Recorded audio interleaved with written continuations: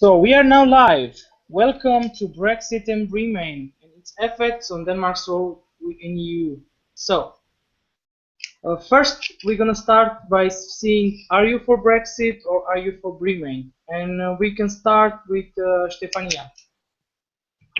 I think everyone is on the same page with this. Like we are all for Bremain. You sure you don't have more to say? Are you just do you know what happens if Britain stays or Britain goes? Don't you have? I think I wrote an article on this. So tell us more. I think it's beneficial both for the whole Europe and for Britain that UK decides to stay in. I'm sorry, I'm very tired, but why? I mean, I'm for this. Which Morton? Yes, sorry. Yeah, well, I'm for as well, obviously. For Bremain. But it comes with string attached. But I honestly don't think it's gonna. I'm pretty afraid that it might be Brexit. I'm pretty pessimistic, I have to say. But let's see. What about you, Jorn? What do you think? I'm definitely not for a Brexit. I don't think they will vote out, but I think it's not sure yet. So we'll have to see. But the thing is,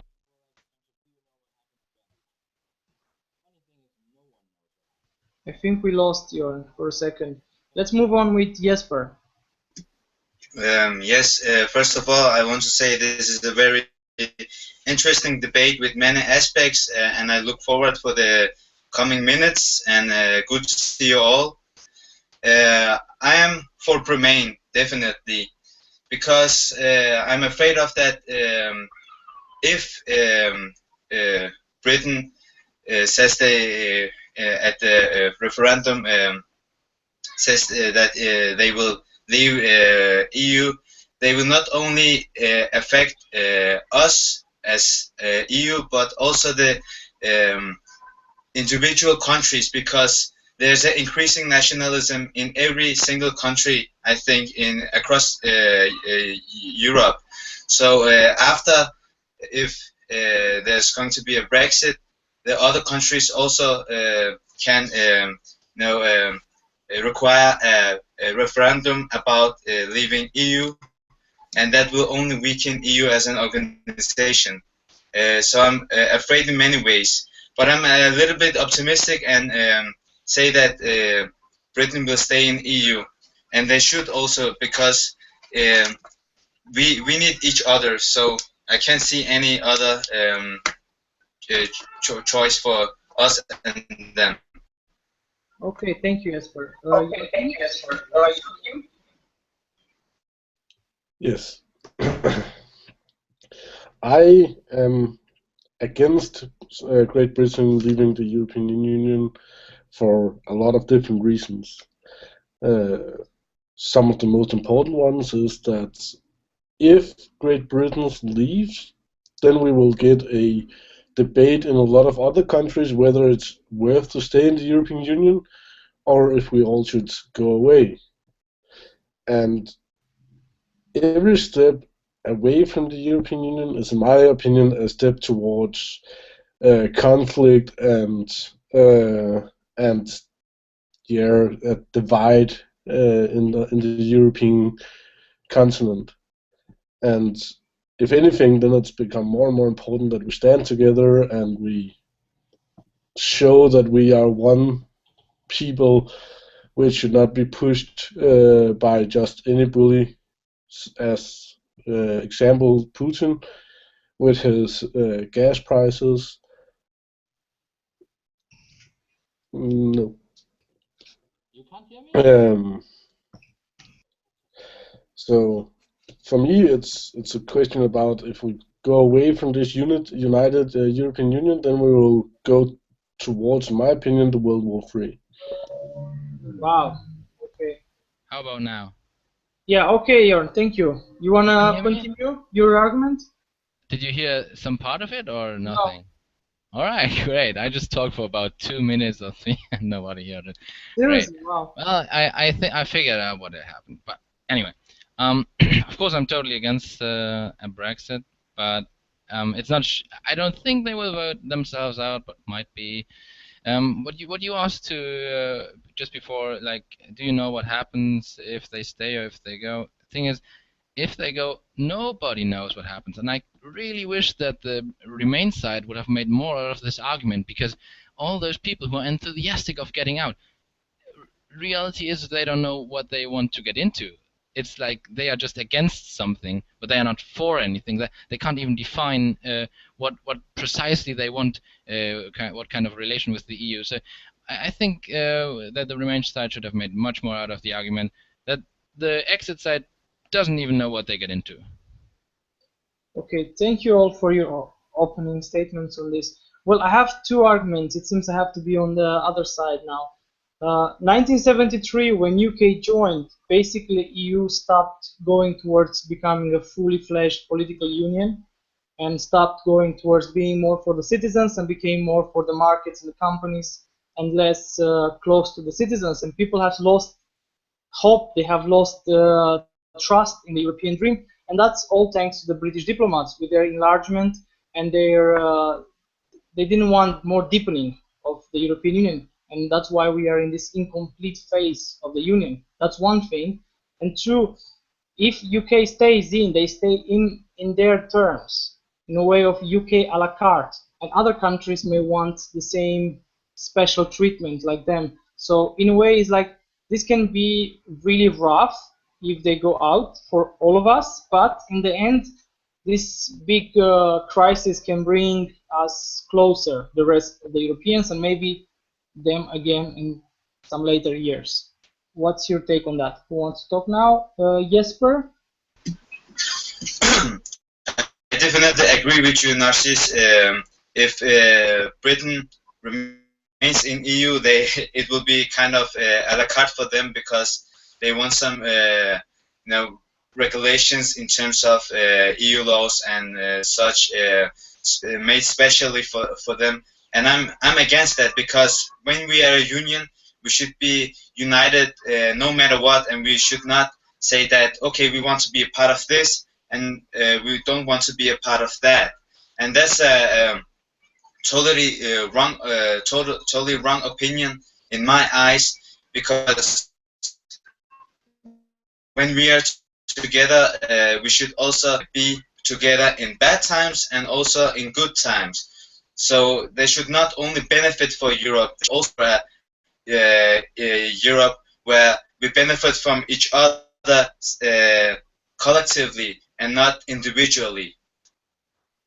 Okay, thank you, Jesper. Anyone else who wants to talk now?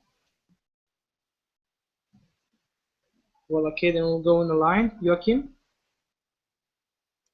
Well, while what Jesper says sounds like a very nice thing, then I also think it's kind of a naive thought to think that in the world as it seems now, that countries will not work towards their own best interests, which is to get some exclusions on different stuff. Because if all of us were just equal, or we are all equal, but if all of us was forced into all the different regulations, then we would leave the European Union much faster than otherwise, because then it would not be national governance, then it would be international governance. Okay, thank you, Joachim. Jorn?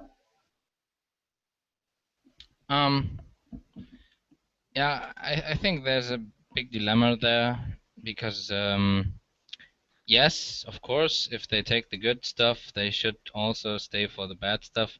But the thing is, EU has developed to a state where nobody has signed either on the bad or the good stuff. So you can't blame them for taking the good stuff, because it also part of was not in the deal.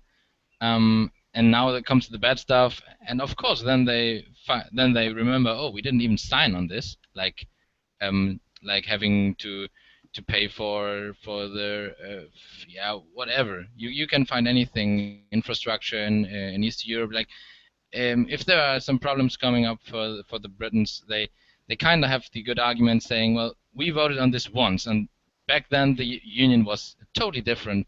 Now it's this. We want to have a vote again. So that part of the argument I find is legitimate, but the alternative, as I said before, can't see. Okay, thank you, Jorn. Stefania?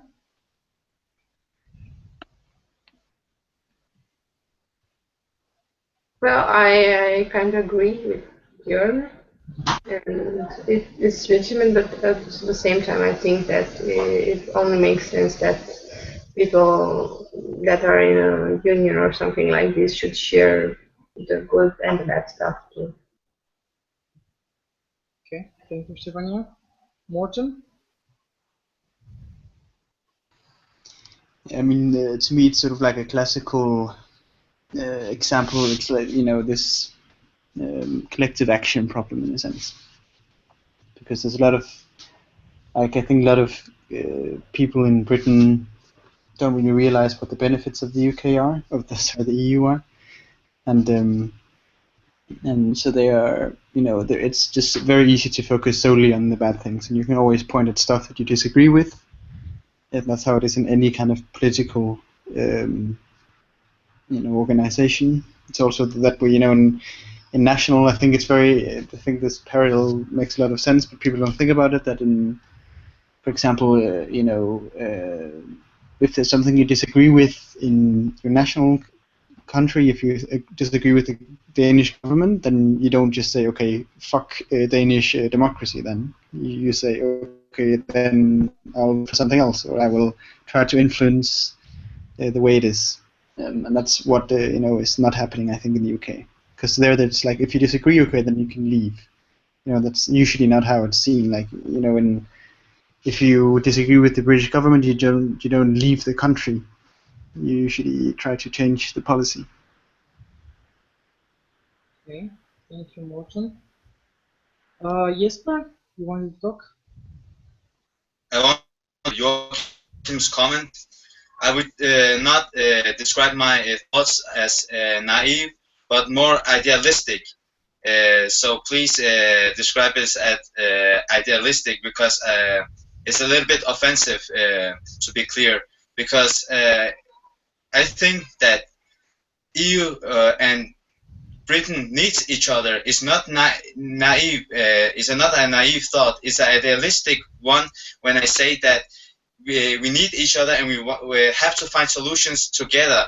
And I completely agree with Morten with his comment about that if Britain is if Britain disagree with something, they should in EU they should not just leave it, and as a Danish person just leave the country because the person is disagreeing with the government.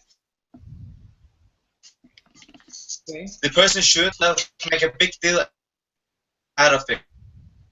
Very good at politics and know how to get what they want, and therefore we should, as a European Union, also take that into account when we say that we want Britain remain in EU.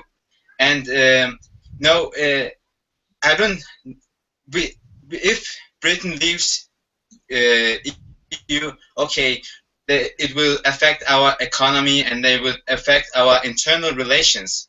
But at the very end, it will affect them more, because the Russia will become stronger, EU will be weakened, and if I have to exaggerate it a little bit, there will be internal conflicts in Europe. And come on, man, EU is formed after around 30 or 40 years of constant war, and England has suffered, Britain has suffered a lot during this period of war. So they should, not take that EU for given, their EU membership, and they should just appreciate it and work towards common and collective solutions instead of say we are special, we just want to go out and we just want a la carte menu and choose from that. It's not okay. And if it in that way, I'm totally against it.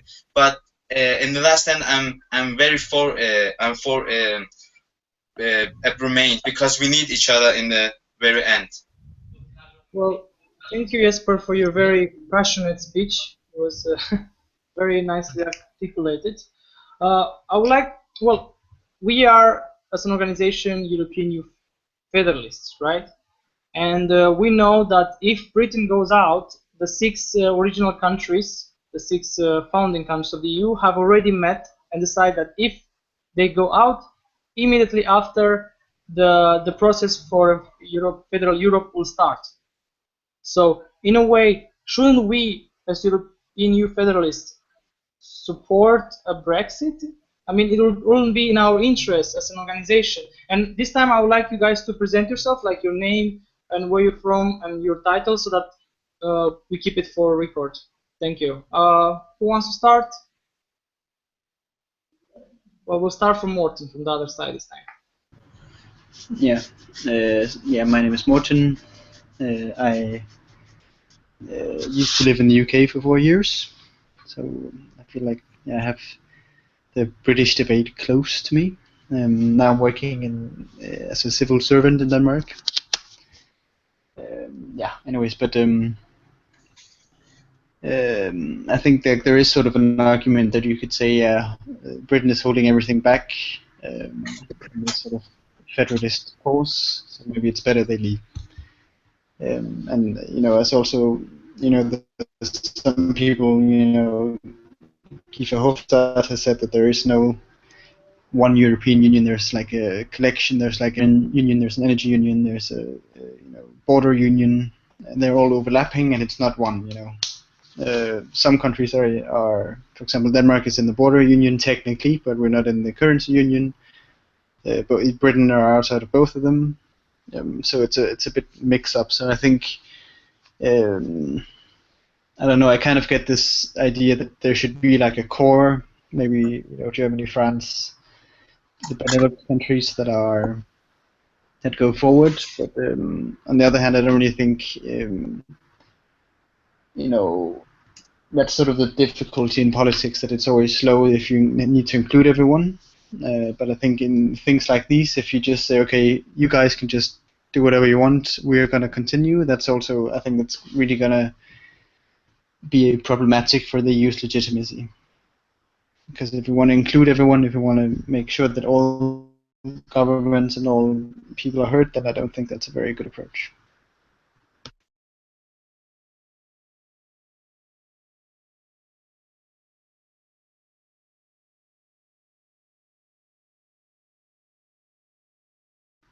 You're not sitting on your microphone. Sorry. Okay, Stefania, you can be next.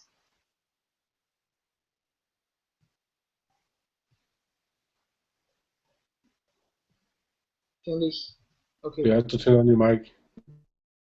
Can you hear me? Can you hear me? Yeah. Sorry.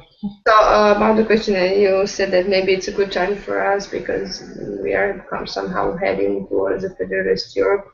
And I think there is a good time for everything, but for now, as the situation is in Europe, and now I'm referring about Russia that our friends said now, I think it's not it's a good time for us to stick together in the first place, and then I don't know, work for having this federalist Europe. But for now, I just think that we should focus on what's imminent, like in the present. Okay, Stefania, can you please present yourself and your? And I'm saying this. I want to add this. I'm saying this in the light of the latest events when we had this military stuff in Romania that NATO helped us to build, and I don't know how to not just to know about this. Yeah. And Russia's reaction was very violent about Romania, and it's clear that they are very concerned about this now and quite powerful. So this why I think we should stick together. Yeah, and to present myself, my name is Stefania Bano, and I'm the political vice president of the European Union. Thank you, Stefania. Jorn, would you like to be next? Yeah, can you hear me? Yes. All right. You want my name and my statement again, or? Start again, please, because we couldn't hear you for a while. Yeah, but haven't I said my name in the beginning? No. Okay, we lost you again. Joachim? Well, yeah. My name is Joachim. I'm currently studying a master in IT leadership, and before that, I hold a bachelor in political science. So, would it be for us as European youth a good thing that Great Britain left, because then we could get our federalized Europe? Perhaps, but again, if we go out of the way as it is now, then we kind of risk to fracturing the Europeans if we lose Great Britain, depending on the tone of both media and the tone of politicians afterwards saying, oh, but these Great Britons, they're just jerks, they left us alone and now we'll just keep them out and make a federation of Europe. So I think it depends a lot on the aftermath of the vote. For tonight's discussion, I don't know if it's irrelevant about the federalized Europe now, because as a whole, I think it will be weakening for Europe if Great Britain they will leave, no matter if we get our federation or not. Okay. Thank you, Joachim. Jorn, would you like to try again? Okay, we I continue. think you can hear me now. Okay, yes. Yeah. It always keeps using the other microphone when I turn on the webcam. But whatever, I gave up now. Yeah. Well, my name is Jan. I live in Aarhus, the second largest city in Denmark. Woohoo! I study political science in my fourth semester. I've come to the European Youth in Denmark, or JEF Denmark, just 4 months ago. I enjoy it a lot. And to get back to my Brexit position, personally, I think yes, I agree with, for example, Dogukan with the idealistic view. Yeah, we all belong together in Europe. We should acknowledge that. But I think the real struggle is to communicate this to the ordinary people out there, because this vote emerging shows that the project of Europe has really not been communicated to the lower levels of the public in any terms. So that's, I think, the biggest thing to work on for the future. Well, I think it's my turn. Yes, yes, sir. My name is Doğukan Jesper Gur. I am political officer in JEF Denmark Copenhagen section. I've been a member since 1st of January 2016, after the yes side lost the referendum back in December 2015, which concerned me a lot of regarding our future in EU. So I thought that it would be great to be a member of European Youth Denmark and take some action for the European Union. Well, with regards to your question, Narcis, about shouldn't we work for Brexit, because then the founding fathers of the European Union will work for United States of Europe, and I'm divided in at that at this point, because I agree with Jan that the communication of our main goal with the European Union has been bad, because many people don't even know what the main goal of the European Union was when we created the European Union. And by saying that, I think that we shouldn't work for a Brexit, because in the European Union, in our constitution, I think it was with the Maastricht Treaty, we agreed that after being political union, we should work for collectively for a United States of Europe. And I think that even if Britain remains in EU, we will work for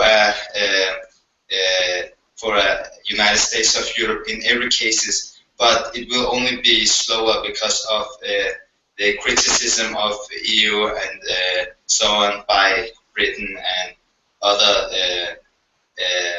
nations where the nationalism is increasing.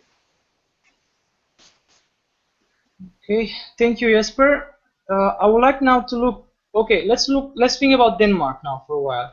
Let's take first a Brexit. Let's say the worst happens, people vote to go out of the EU. What do you think will happen in Denmark right after? What do you think will happen in the short term, in the summer after? What do you think will happen in 1 year after? What do you think we should do what role should we play after this? And we can start with Jesper.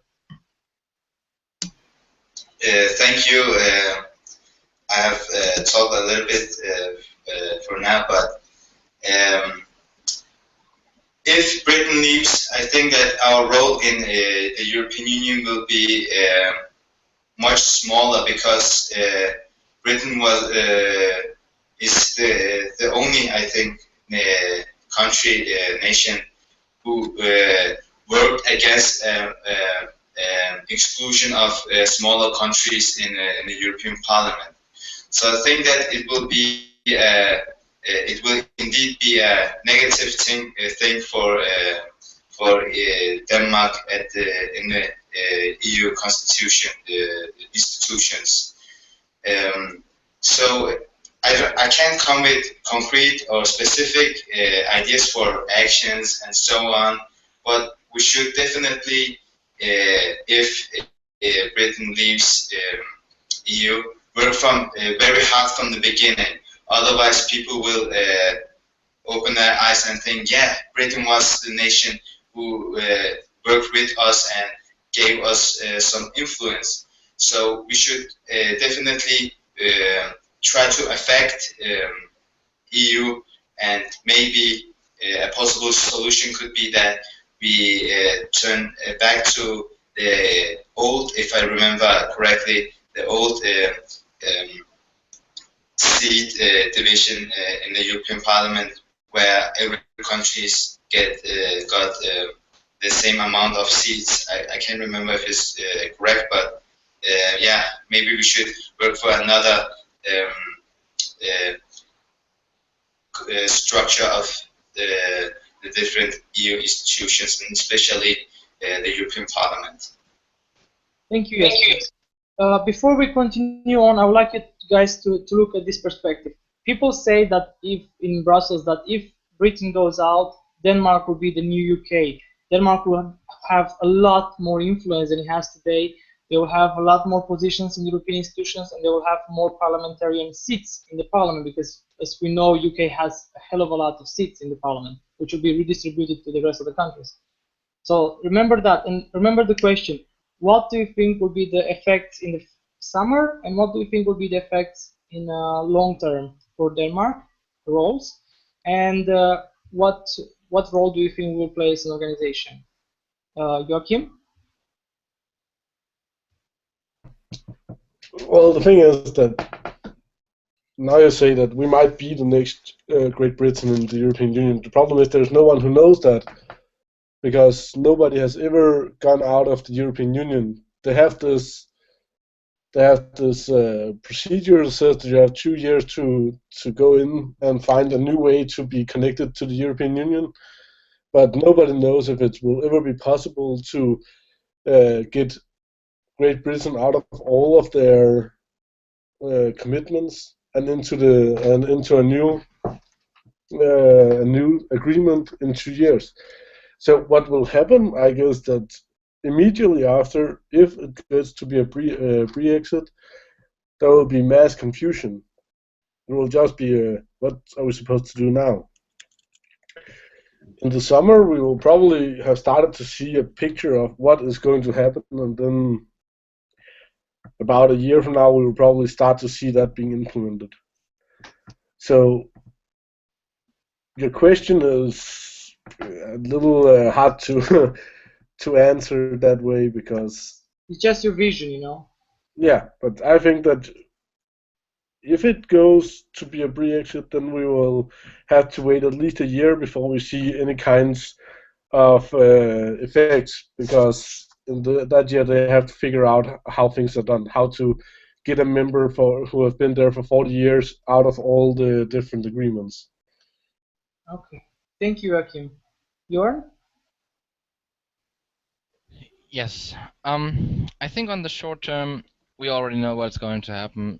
Danish right wing will shout out for also having their referendum, also wanting out. They announced this already. They already know they're going to do that, and I think they will on the short term. They will shout for it. I don't know whether or not it will happen immediately. I don't think so. I think even the Venstre government will say let's see and wait. And then I see on the long term, I think there are several scenarios, and they but mainly I see two scenarios. One scenario is it's not going too bad for Britain, which in general means no bank crash, no strikes, no mass firings, nothing in that kind. But everything that is not very good is already bad for Britain, because if it's not going upwards like it did the last years, it will already be on its way to crash. And I think if it's going good, meaning all this I said doesn't happen, I think Denmark will try its way out too. If it's going bad anyway, I think the Danish right wing has no real argument to make, or even the Danish extreme left wing who also want out, no real argument to make to go out too. But I think whatever is the case, it doesn't help with the problems we face in Europe. We have to face those whatever happens with Brexit.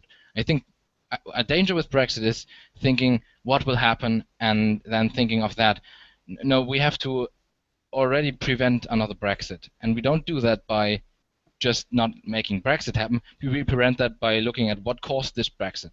And in general, I think that makes us work on the democratic deficit in the EU. It makes us create a European public because we need European solidarity. People need to know and understand and love each other across borders. And this generally means we need to get rid of out-of-touch politics in both Brussels and the national governments. People need to get in touch again.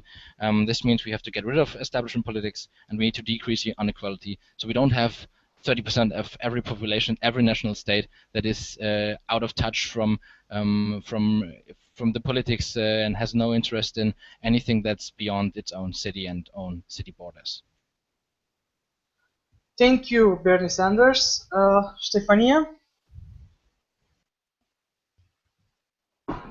I think Jordan pointed out the main stuff that was to answer this question, but for short term, I think we should of course expect for Denmark to become more and more Eurosceptic that is, because it's already a nation that's known for being Eurosceptic at the moment. So I think this is like a ascending trend or something like this for Denmark. But in the long term, as Joachim pointed out, we have to wait and see. And I think, yeah, there are several scenarios, but I think it's too early to discuss this. And the role of our organization, the same as it is now, because we are still like trying to, I don't know, present European Union as being a good thing. I feel like we're still doing this in Denmark. And we saw the reaction of the people when we were talking about European Union, when we had this um, Schengen event, if I remember that. Okay, thank you, Stefania. Morten? I don't know. I think I agree with you in that. Like the right wing will immediately say, "Yeah, we want that too." Why can they have it and we can't? But I also think it would have a sort of, usually Denmark is sort of on the Eurosceptic side in the council, and the UK is the big voice that sort of supports the Danish government in a way. So I think for the sort of like a government side, I think it would be harder for Denmark to make its influence felt, which in a way is good because what we want is shit, I think, but whatever. I think essentially it also will be like, well, it depends on what the conditions are going to be for the UK leaving. If they leave the internal market, I think it's also going to have a big impact on our economy because they are our biggest trading partner still, or the second biggest after Germany. And one of the reasons why we joined the EU or the European Community at that time was at the same time as the UK was also because it was our biggest trading partner. Well, at that time it was. So I think it makes a lot of sense that economically it has a big impact, and I think maybe we won't see that immediately, but in the long term, I think we will. Okay, thank you, Morten. Well, when I met with the leader of the Europa movement in Denmark, she said that if Britain goes out, the role of the organization, of our mother organization, will be that they must stop any discussions on us having a referendum, and we must focus on how bad UK will be treated afterwards, how much more they will pay to have access to the single market, and how much more immigration they'll actually get. So in a way, it's a paradox. If a Brexit happens, the levels of immigration and the amount of money they pay to EU will increase, which is the exact single thing why they want to leave. So for me, that's a bit fucked up in a way. So if you guys want to have a go on this one. Could you please sum up the question again, because there was a little bit noisy when you talked just the main points. Also, it was a goddamn long question. Okay.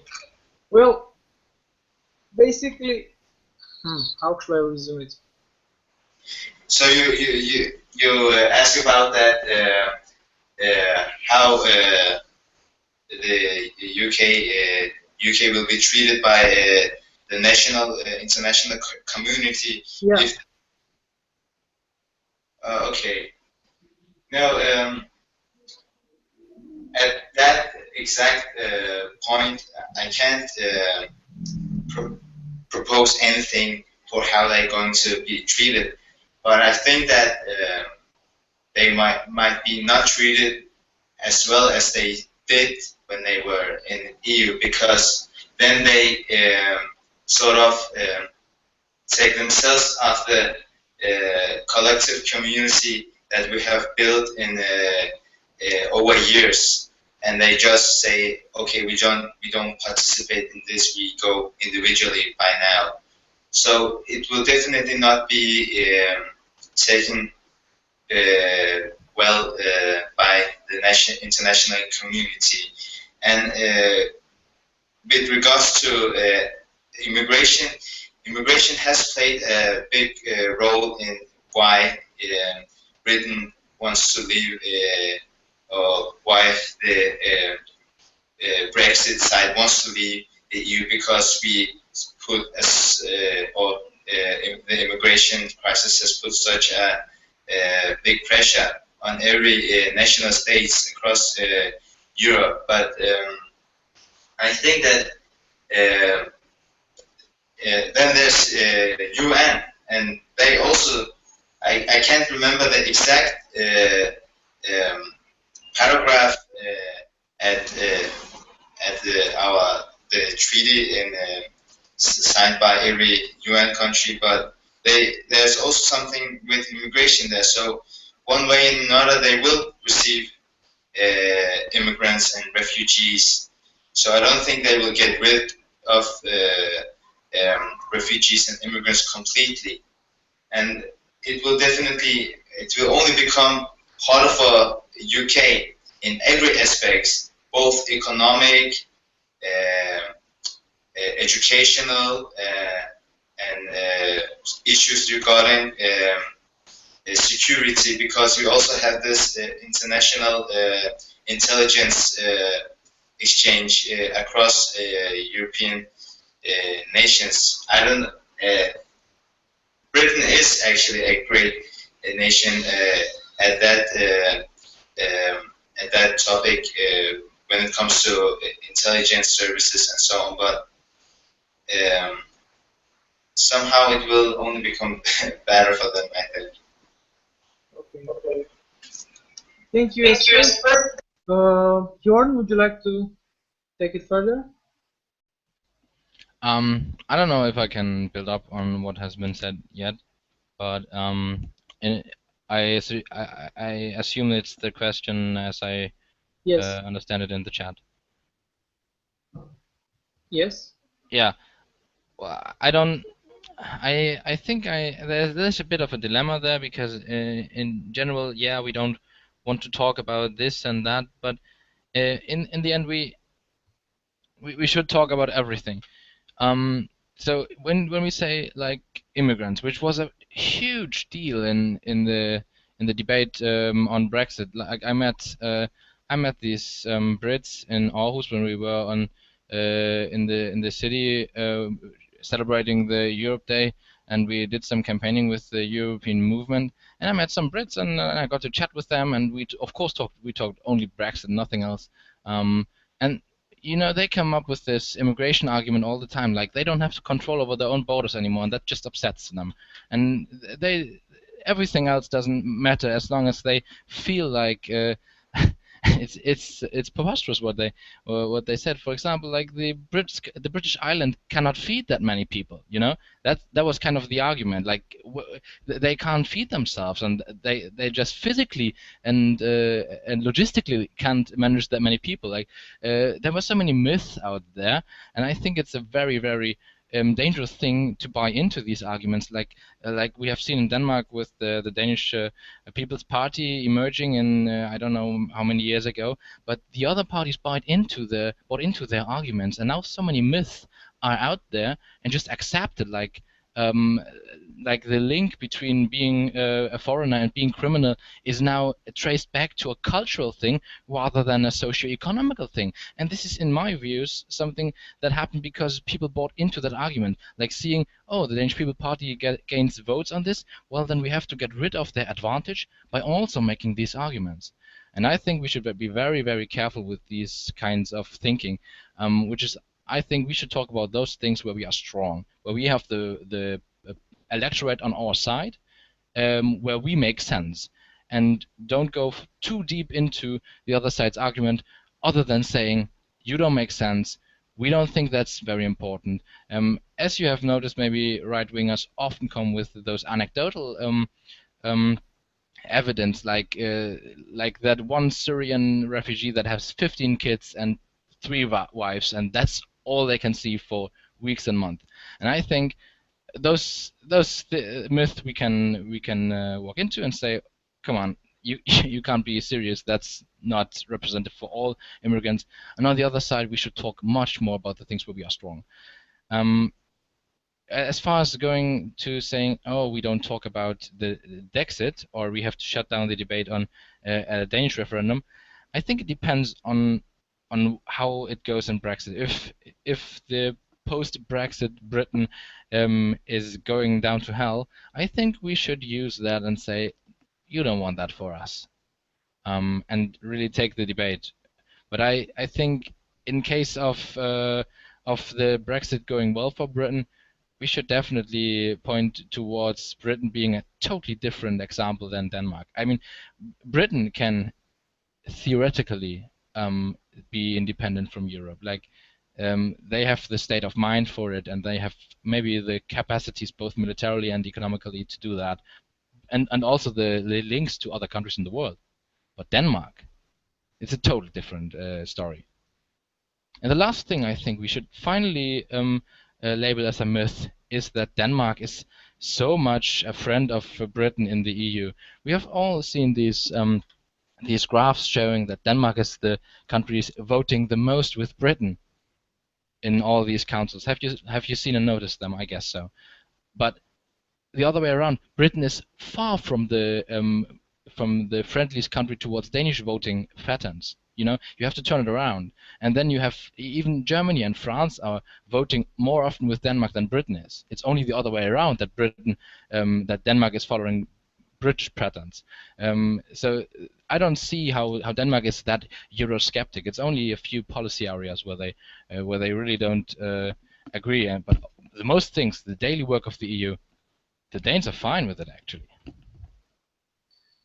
Actually, to add to your argument, Jorn, they made an actual barometer and they found out that if Danes have to actually the blunt question, do you want Denmark to go out of the EU? 75% of them said no.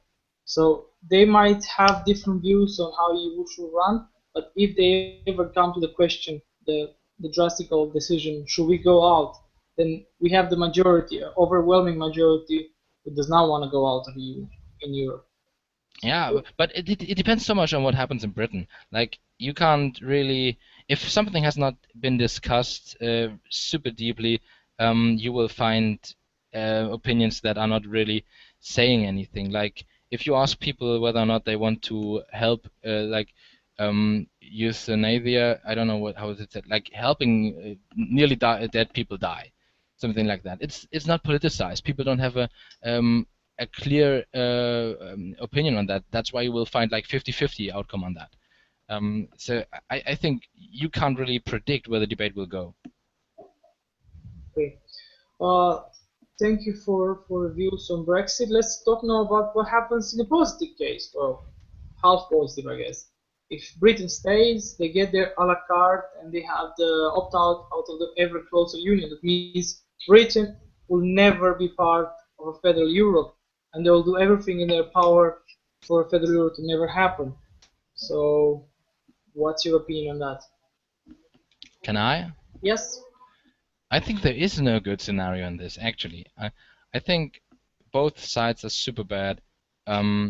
We can agree on Brexit as being like a more drastical bad, but this election happening is the bad thing, because it shows how many years and how deep already the EU skepticism is, and how many years we have, not me, I'm too young, but the political elite in the EU has ignored this problem, that the politics in the top is not made for the people in the bottom, and this will not. I mean, if they do the Brexit, they will still have it in Westminster, and then the Scots will think, well, we go out of this then. But if they stay, it's status quo, and we will continue this debate until the system changes, and I think that's where we come in play, because we are the ones to demand the future for Europe, and it's up to us. Thank you, Lord. Yes, sir? Well, it's a very good question. How would it be if the Bremain side wins? Well, I think that, as John said, I think that this EU skepticism will continue. So we should definitely, as the European Union, work for decrease this EU criticism and skepticism with different initiatives, like become more transparent and show people that they actually have some influence in the European Union. For example, with as you also said at the IMF, implementing a presidential election system where people could directly choose one president for the European Union. So we should definitely work for more involvement by the civil society and work for their increase their influence in the European Union. And in case of that, EU will give Britain this a la carte menu, or how what you call it. I will work against it, because okay, it might be it might not be smart to do that, but I'm very against such things, that people can choose something that benefits them, and then leave the rest to the rest of the European Union. If there's going to be something like that, I would rather say that they should be out of EU, instead of being in EU and just be a good parts, and not collaborate in the lesser good parts. Thank you, Jesper. Stefania?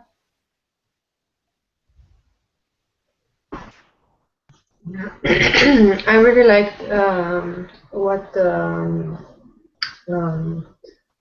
Jovan, I don't really know how to pronounce the name, but I completely agree. And because his idea is like working with what you have and not with what you wish you have.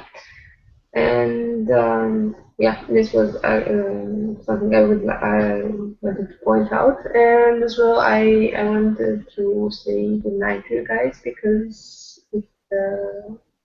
I'm working tomorrow, so I have to wake up at 6, and it's later here in Romania. It was a really nice talk, and I wish you have a really nice day. Thanks for being with us. See you. We hope you're gonna join us at another talks. So, good night, thank you. Good night. Yeah. Okay, Joachim, you got the word. Yes, I finally, now I have captured it, you will never get it back. I agree with John that there is really not a good scenario here, because one thing is that we have the discussion, another thing is that we have a mounting skepticism towards EU. But I have the feeling that skepticism is not a bad thing. Skepticism is a good thing, because it makes us question everything where we might or might not agree. The dangerous thing is uninformed skepticism, which is what we are seeing at the moment. That people simply has not put themselves into the things before they kind of they start saying, "Oh, this is bad. The European Union is just like Hitler," or something like that. So I think that for us as an organization, but especially for the European Union, it's going to be extremely important to share information, to get out to these uninformed people. Because if we don't get them, then we will never ever get to the understanding of what is the European Union, and why are we here, and do we actually need the European Union? That is what people they cannot see. Yeah. Now you can respond, Jan. Johan? Yeah, it's not it's not an aggressive response. Don't worry. Yeah, I completely agree. Skepticism is a very important thing, I think, for the European project, as every project. But skepticism, both, yeah, you can say, well, uninformed skepticism is bad, and I say ignored skepticism is worse, because the skepticism has been around for a very long time, and because it was not challenged, it's uninformed. If we had this debate intensively like we have it now, I think it wouldn't be that uninformed, and it would be more implemented.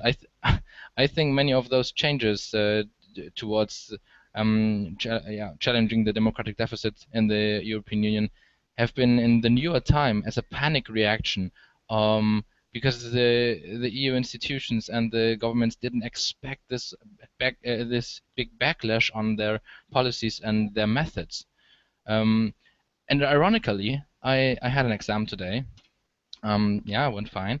And the topic was how the European Parliament elections are second-order elections, meaning they are ranked below the national elections for the voters, seen on lower turnout, for example. And also, the last question was a discussion question whether or not federalism could help out with the democratic deficit that is perceived in the EU. And that question was so interesting because, in my views, federalism is not the solution on democratic deficit. The thing is, you can establish a democratic federalism, or you can establish an authoritarian federalism. In federalism, in the definition of it, there's nothing saying it must be democratic. But if we have democracies going into a federation, yes, then we will have a democratic federation. So federalism is maybe not it's the best thing to cope with Europe's problems, but the democratic deficit and the Euroscepticism have to be taken by its roots, and the roots are that people in Europe don't feel solidarity for each other. Like, we are educated people, we are students, we talk to international students all the time, we listen we know the outside world, but half of the population in every EU country does not. And this is not a question of language merely. You can see the Britons, they speak English, they can in theory communicate with all of Europe. Are they less Eurosceptic because of that? No, not a goddamn bit. So I think we have to think much more about how can we involve people in this European project.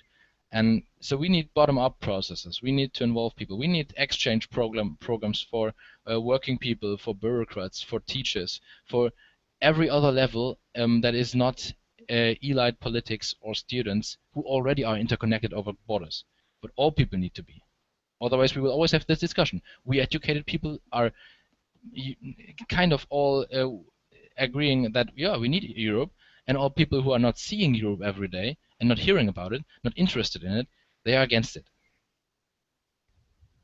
Thank you, Lord. I would like to say before Jesper starts, one thing is that we can have democratic deficit as a subject to discuss on the next Google Hangout. I think it's a broad subject, and we can talk extensively on it. And I would like us to before we go off live and we have a bit of discussion between each other, I would like us to have what we have someone from Aalborg, we have someone from Aarhus, we have someone from Copenhagen. I would like to know what should be our position as European Youth Denmark in the question of Brexit, Bremain, and what should be our opinion as a final remark from all three of you before we go offline. Well, I want to start. Oh, Joachim, do you want to start? Okay, I can start. If it's okay with you. Well, I think that we should have this, I don't know how it's called in English, but in Danish it's called starting point, or main stand about the Brexit, is that we want the referendum resulting in a Bremain, but with that exception of that they should not have a la carte menu, because then it's not democratic. Then all other countries in the European Union also should have that. And in the last end, this won't be sustainable for the European Union, because then we will have internal conflicts. So we should also see that aspect of this conflict. We should not just say, okay, Bremain. We should also say, okay, if there's going to be a Bremain, it's going to be it has to be in a democratic way, and not in a way where they choose by themselves where they want to collaborate or not. But this is a very there's many dilemmas in this discussion, but we should work for a democratic Bremain, I would say. Thank you, Jesper. Joachim?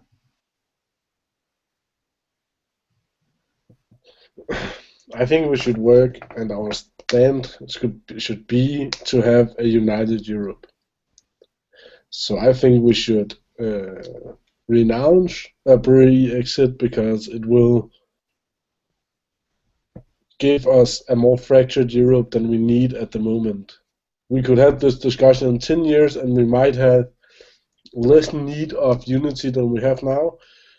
But as it looks right now, we need the unity, so I think we should push towards a Bremain. Thank you, Akim. Jorn? I'm split on this, not because I think we should go in for a Brexit. That's absurd. I'm very sure that we as an organization should say, yeah, we want Remain. But the referendum itself, well, if we acknowledge that there are some channels unused or not existing for the public to express their opinion on the EU, then we should actually be positive over towards referendums, even though I don't trust the public opinion anymore. I just don't think they can make qualified decisions. The masses. It's very hard to inform them. It's very hard to have an unemotional and rational public debate about these things. But so I'm kind of split. I like the thought of having democracy. So there's nothing to say against this referendum in its nature, but it's about the wrong question. I mean, they acknowledge that there are some good things in the EU, but still they want out of it, all of it. Like they could just vote on one part of it, but they chose to do it all. It's like it's so populistic in its in the way the whole question and campaign is launched. We should definitely not be for it. Okay. Thank you, Jorn. So from what I understand from the three opinions is that we should come out for Remain, for Britain to stay in, but we should stand against them having an opt-out on the ever closer union. Do you all agree on that? Yes or no? It's a yes or no question. Jorn? It's like the European Parliament. We should remember to turn the microphone on. Yes, I agree. Good. Joachim? Yes, I agree. Jorn? Yes, I agree. Okay. Then we're all good. I would like to thank everyone who watched this or who watched in the future, because this is recorded and anyone who wants to watch in the future can do so. And I will go now offline. I would like to ask you guys to stay a few more minutes there. So